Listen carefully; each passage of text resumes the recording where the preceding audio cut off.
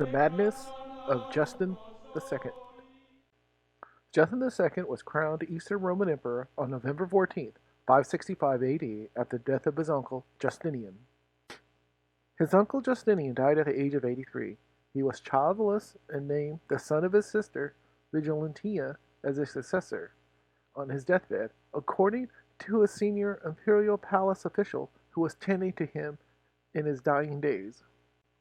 Justin II had a cousin who was also in the running for emperor named Justin as well.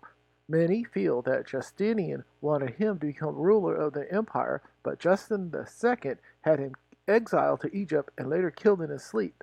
His head was sent to Constantinople, where, according to Syrian scholar Evagrius Scholasticus, Justin and his wife, Sophia, played kickball with his head. Justin inherited his uncle's overstretched empire and had one hell of a time trying to keep it together with an empty treasury, a mini ice age, and a plague that depopulated the entire region, along with angry barbarians and enemies slowly taking back their territories. The Lombards crossed the Alps and poured into Italy in 568 and established the Kingdom of Lombardy, ending the Eastern Roman rule in most of Italy. With an empty treasury due to Justinian's foolish attempt to reestablish the old Roman Empire, Justin quit paying the Avars, who had a truce with the empire since 558, crossed the Danube River and invaded in 573. The Persians under Shah Khosrow I in 572 decided to invade the eastern frontier of the Eastern Roman Empire after he did not receive his annual peace treaty payments.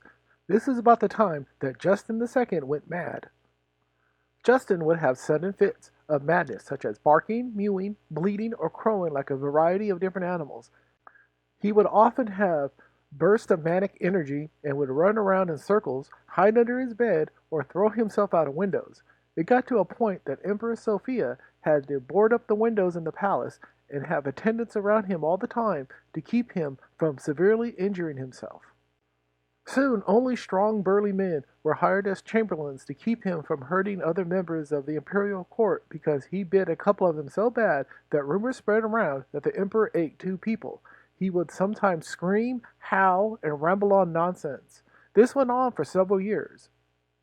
On one occasion, the Patriarch of Constantinople visited him and saw the madness that he was in and gave Justin the sign of the cross. The emperor felt threatened by him and struck the Patriarch with a heavy blow and said, "An evil end be thine. Go and sign thyself, that thy own devils may get out of thee."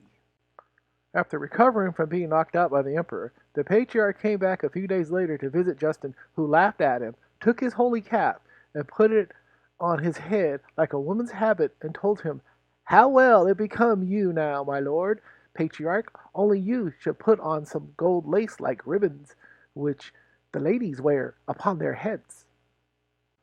To keep Justin occupied, the imperial court had built a small wagon with a throne inside, and his chamberlains would place him in it and drag him around, much to his delight. They also had a small organ brought in and placed it near his bedroom, which the servants would play constantly, day and night, to calm him down. On several different occasions, Justin would stand by a window overlooking the seashore and cry out like a street vendor, "Who will buy my pans?"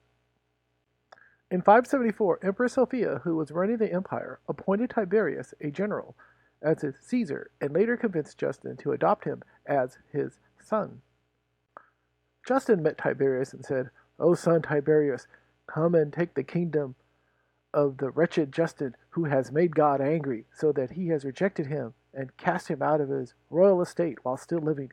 Come, my son, and enter upon thy office, and displace him who has set his Creator at naught, that Creator who has gave him the kingdom from which his own eyes now see him rejected and fallen.